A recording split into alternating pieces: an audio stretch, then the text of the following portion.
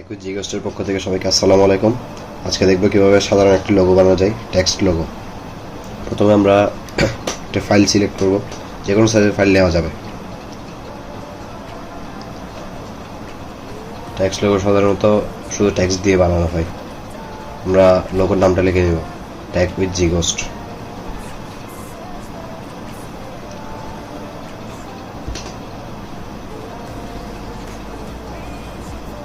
এবার লোগোটা আমরা সাইজ করে দেবো নিজেদের মতো করে। আমি এখানে দুটি ফন্ট ডাউনলোড করে রেখেছি লোগোতে ইউজ করার সুবিধার্থে। একটির নাম হচ্ছে ভ্যাম্পায়ার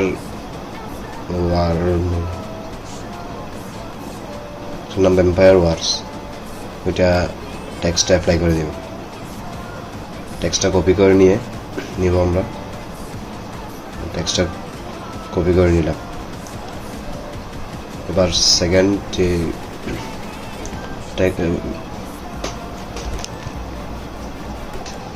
সেকেন্ড যে ফন্ট আছে ওটাও সিলেক্ট করে নিলাম।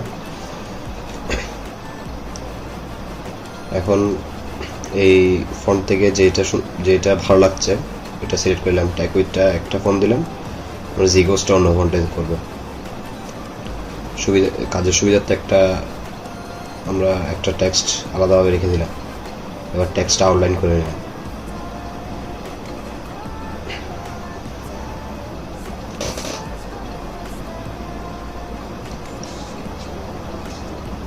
এবার ZGhost-টা আলাদা করার পালা। আমরা ZGhost-টা এবার আলাদা করে নেব। কপি করে নিয়ে ট্যাগ উইথটা আমরা কাট করে দেব। ZGhost-টা আলাদা হয়ে গেল। এবার ZGhost-টা ক্রিয়েট আউটলাইন করে নেব।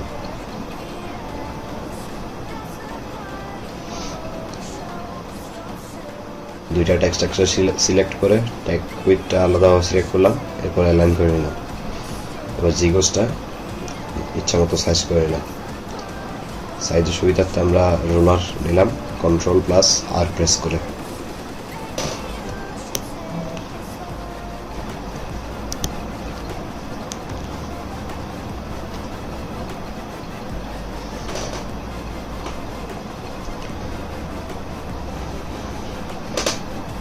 এবার আমরা আমাদের সুবিধা মতো সাইজ করে নিলাম।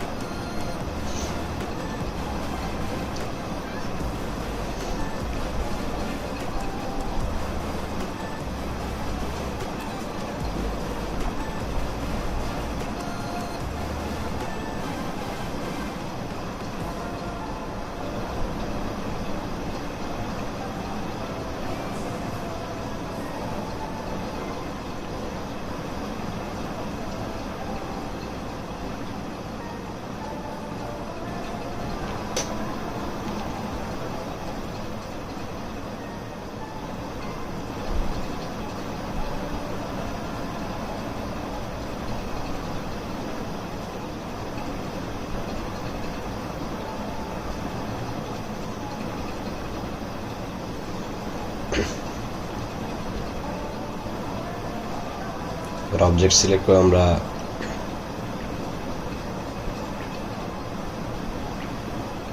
ইফেক্ট থেকে ওয়ার্ক সিলেক্ট করব।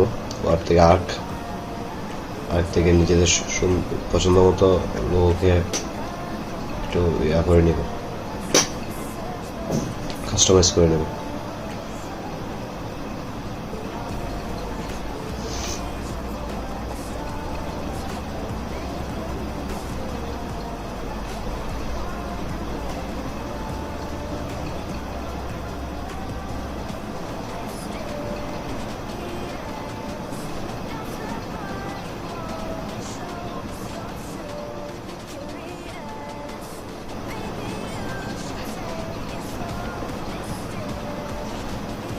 এবার দুইটা অবজেক্ট আমরা অ্যালাইন করে নেব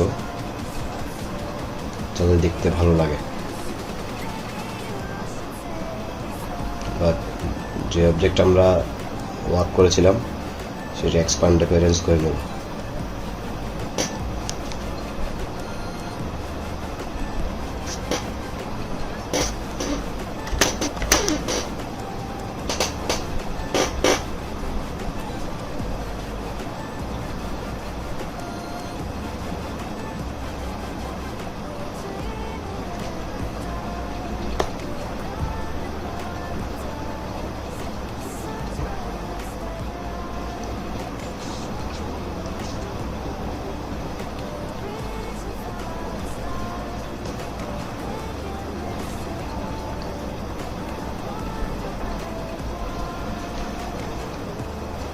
এবার দুটা অবজেক্ট সিলেক্ট করে আমরা গ্রুপ করে এক্সপ্যান্ড করে নিয়েছি যাতে আউটলাইন করতে সুবিধা হয়।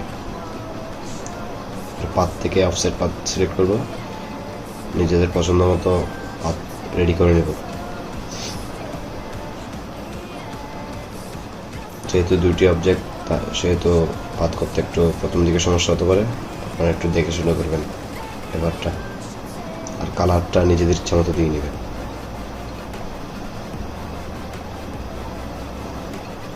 পাথ সিলেক্টের সময় একটু সময় নিয়ে দেখে শুনে করাটা উচিত আপনাদের।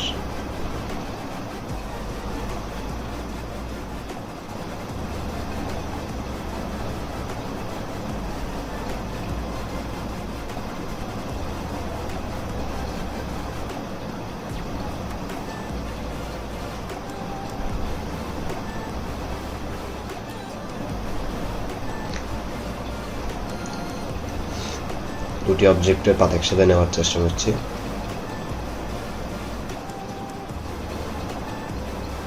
একসাথে নিলে খুব একটা ভালো দেখাচ্ছে না আশা করি, একটু আমরা আবার ট্রাই করি।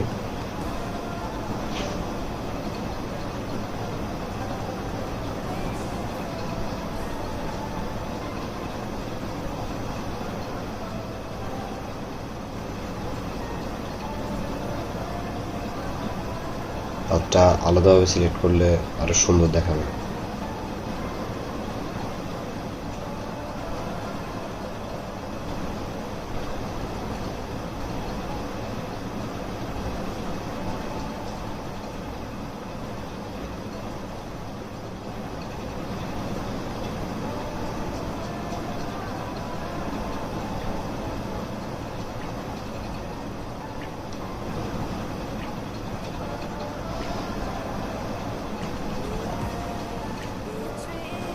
একটু ভালোভাবে আসার জন্য আমরা আমাদের অবজেক্টটাকে আনগ্রুপ করে নেব, দুটি অবজেক্ট আবার আলাদাভাবে ভাগ করে নেব।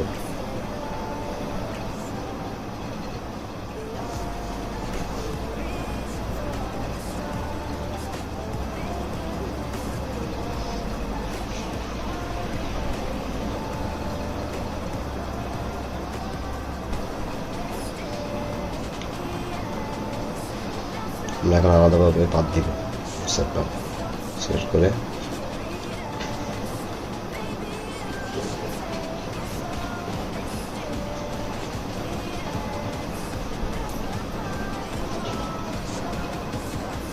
কালারটা আমি চেঞ্জ করতে পারিনি, আবার নিয়ে নিলাম অফসেট পাথ, প্রিভিউ দিয়ে ওকে করলাম। এবার কালারটা সিলেক্ট করে নিব আমরা।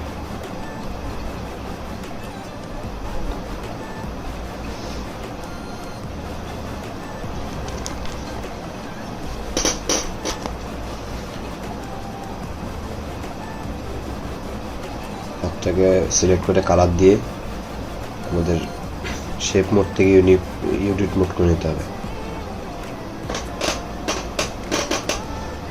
এতে পাতের কোনো ফাঁকাংশ থাকবে না, যেগুলো থাকবে এগুলা আমাদের আলাদাভাবে ঠিক করে নিতে হবে। তার আগে আমরা অন্য অবজেক্টেও পাত নিয়ে নিব।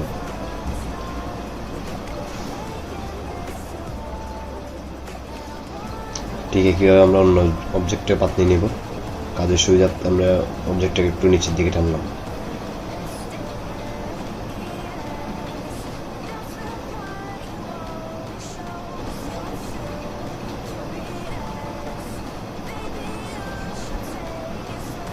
আবার কালার দিলাম।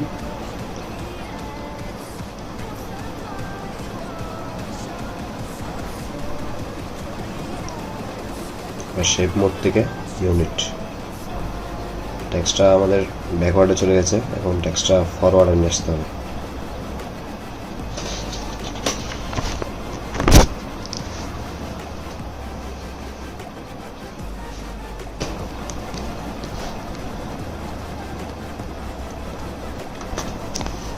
আমরা দুইটা অবজেক্টকে একসাথে লাইন করলাম। আমরা আমাদের অফসেট পাথটা একটু এডিট করে নিব সিলেকশন টুল দিয়ে।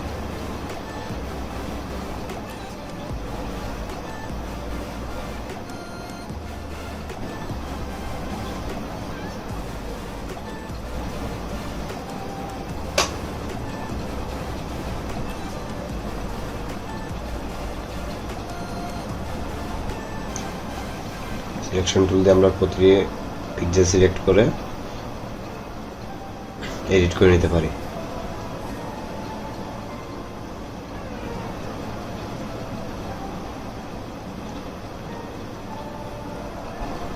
যেগুলো ছোটখাটো স্পট আছে ওগুলো আমরা সিলেকশন টুল দিয়ে প্রতিটা পিক্সেল সিলেক্ট করে পিক্সেলগুলো ডিলিট করে দিতে পারি, এতে স্পটগুলো চলে যাবে।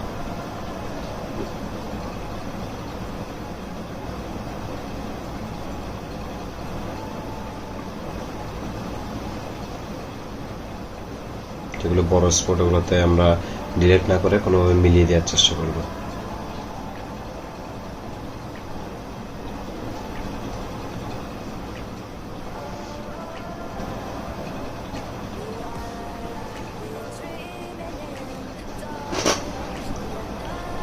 অফসেট পাথটাকে একটু আলাদাভাবে নেওয়ার চেষ্টা করব, যাতে কাস্টমাইজ করে লোগোর জন্য আরেকটা অফসেট পাথ তৈরি করতে পারি।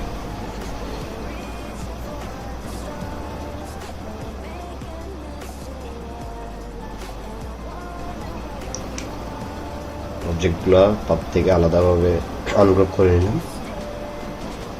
দুইটি পাথ একসাথে গ্রুপ করে নিলাম।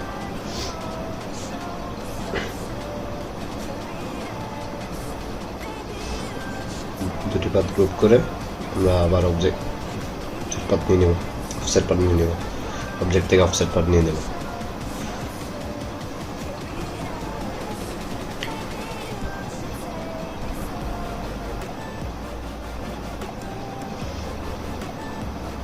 নিজেদের পছন্দের সাইজ অনুযায়ী আমরা অফসেট পাথ নিব। এবার কালার চুজ করে দেব যেটা আমাদের লোগোর সাথে যায়।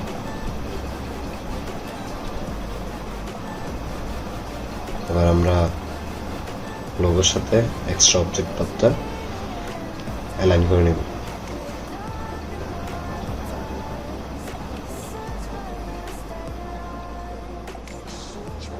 অ্যালাইন করার সময় একটু দেখে শুনে অ্যালাইন করতে হবে, কোন অবজেক্টটা ফরওয়ার্ড এবং কোন অবজেক্টটা ব্যাকওয়ার্ড আছে ওটা আমাদের চেক করে নিতে হবে।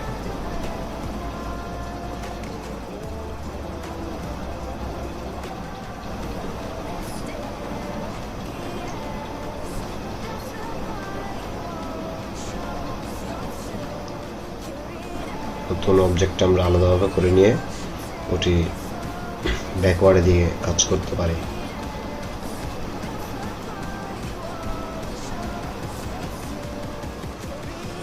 নতুন অবজেক্টটা ব্যাকওয়ার্ডে দিলে এভাবে আমরা অ্যালাইন করে নেব।